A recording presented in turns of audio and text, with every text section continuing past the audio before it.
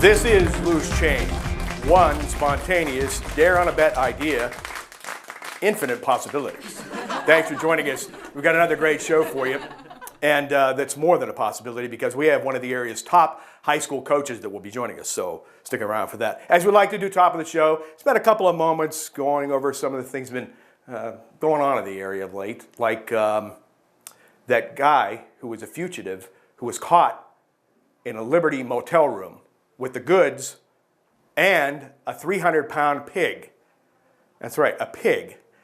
I think he's a little confused about this. You know, when you're a fugitive and you're running from the cops, you're on the lam.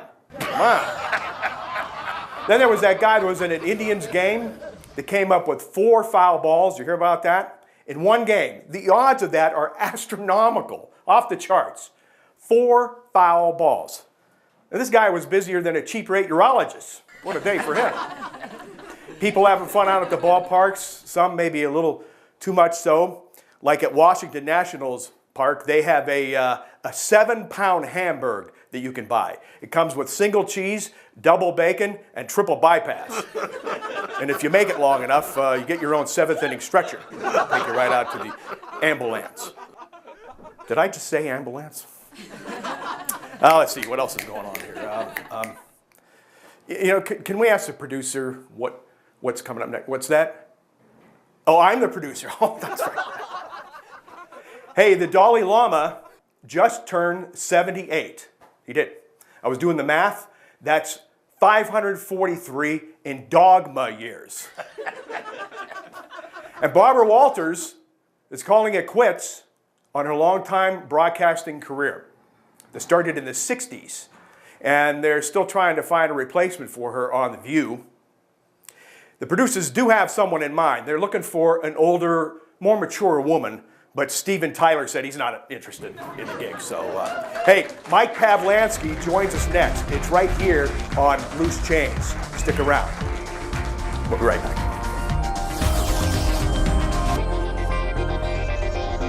Look for Armstrong local programming to feature our community like no one else.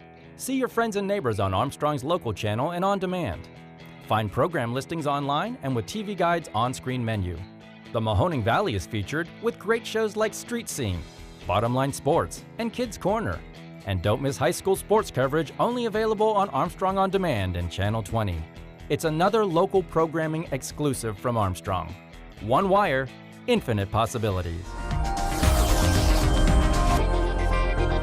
Welcome back to Loose Change. I'm Jim Evans, and I have the great pleasure to be joined by one of the area's top high school football coaches. He is Mike Pavlansky of the Canfield Cardinals. And Coach, it's great to see you, and thanks for joining us. Jim, I appreciate the opportunity to be here. Absolutely, and I'm very grateful that you were able to take your time out of a busy schedule to be here with us. You know, for those who don't know, and even those who do, we have a lot of great stories in our area, sports families and things of that nature.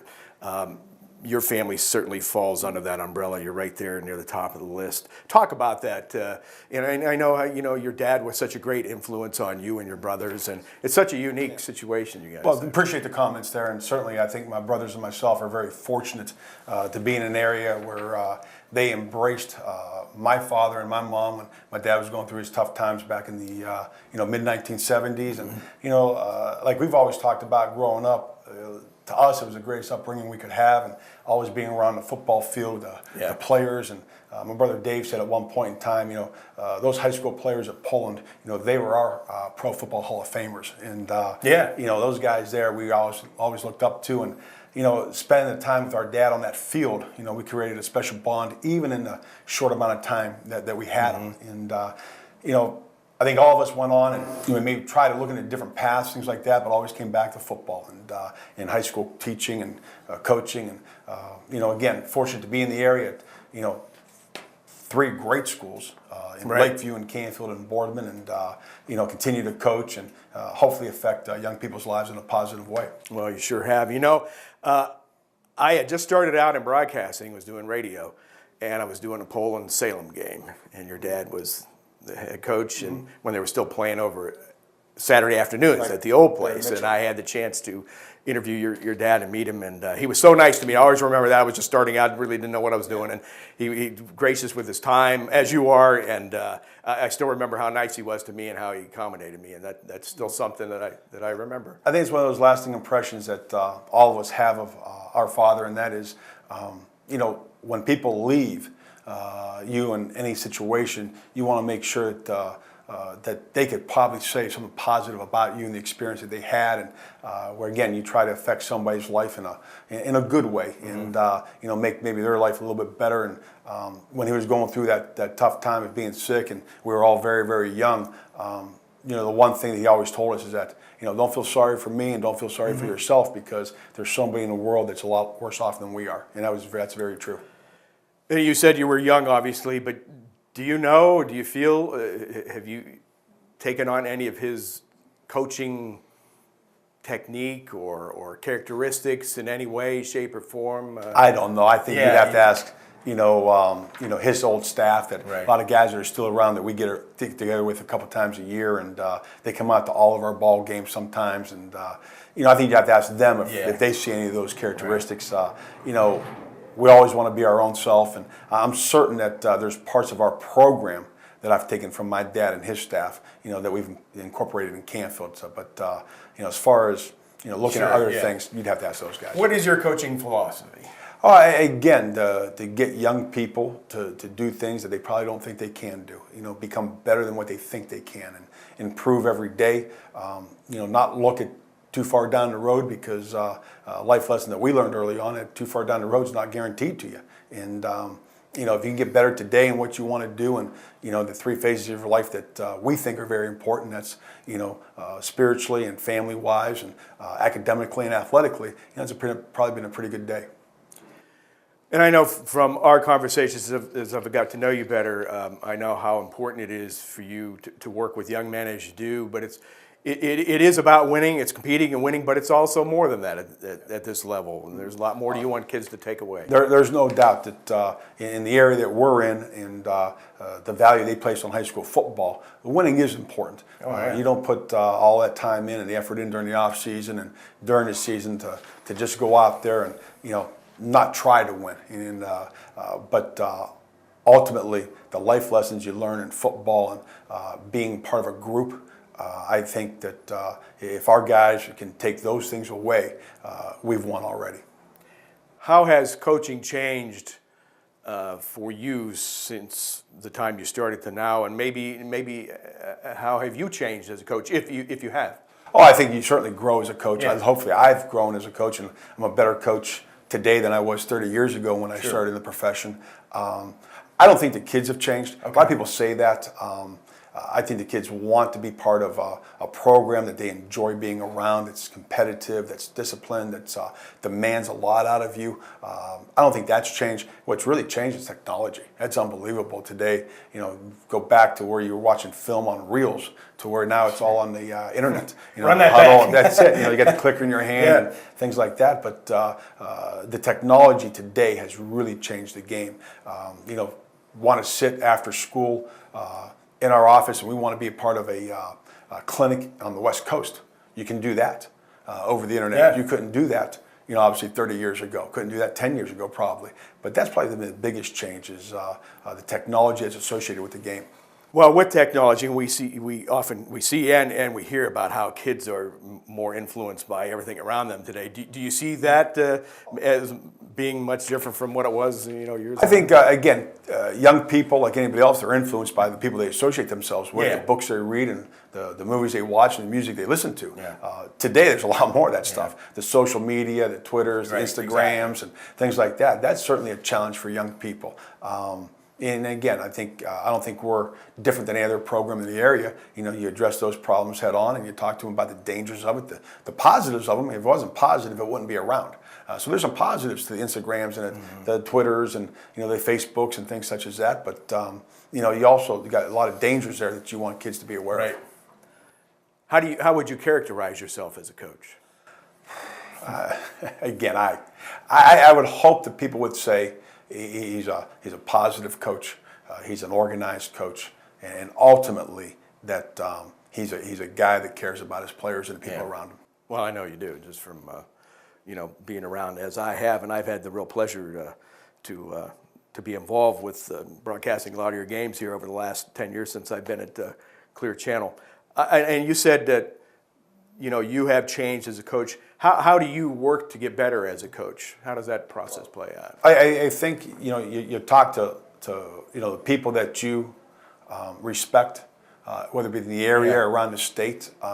You attend clinics, you read books, you watch conferences on the internet, and you try and grow, because I think that you watch the techniques that are employed today in the game of football, they're a lot different than they were 10, 15 years ago. Mm-hmm. And if you don't stay with those changes, people are going to bypass you. And again, if we're asking our kids to get better day in and day out during the off season by lifting weights, doing agility drills, or whatever it is, eating properly, as a coach, we need to do things to get ourselves better too. And that's going out and researching the game and the trends in the game and what's working and what maybe isn't working anymore.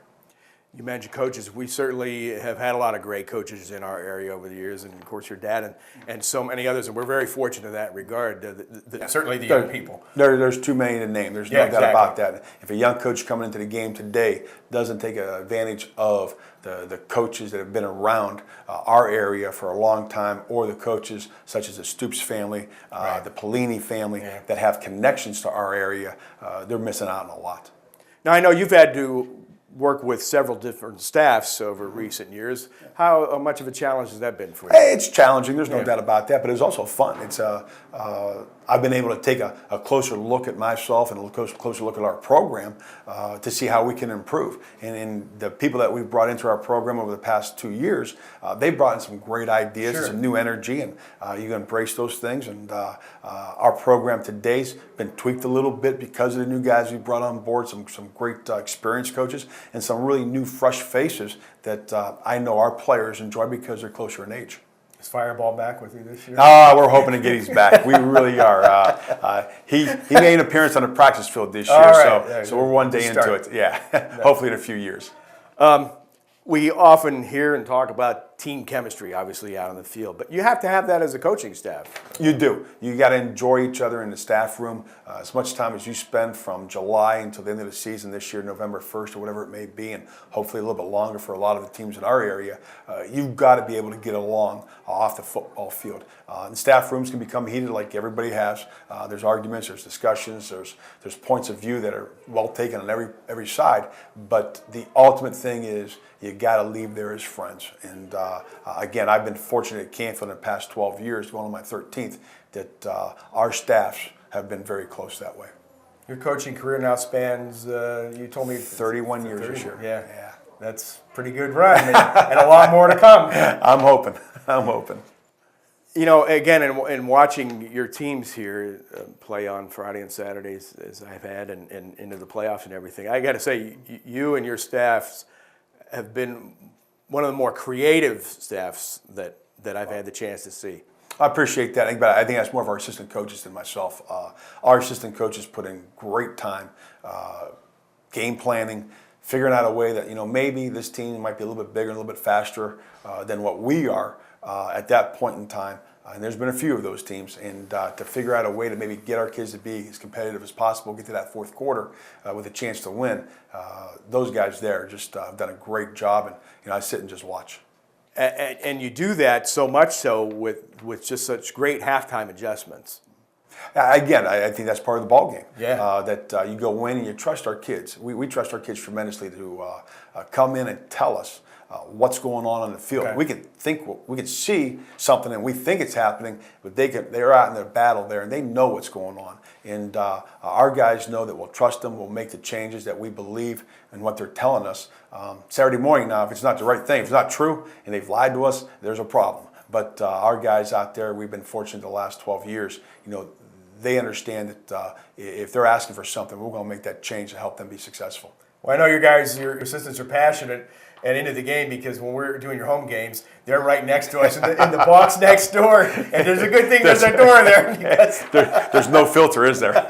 Very little, but I mean, well, just enough. So, but it's fun, and it's all part of the whole thing, you know. And everybody's competitive, and football is such an emotional game for everybody. It is, and it's a fun game. It's an enjoyable game, and again, winning's not the most important thing, but from Friday night from 7 p.m. to about 10 p.m., it is the most important thing. Mike Pavlansky, head coach of the Canfield Cardinals. We'll take a break and be back with more with Mike. So stick around right here on Who's Changed.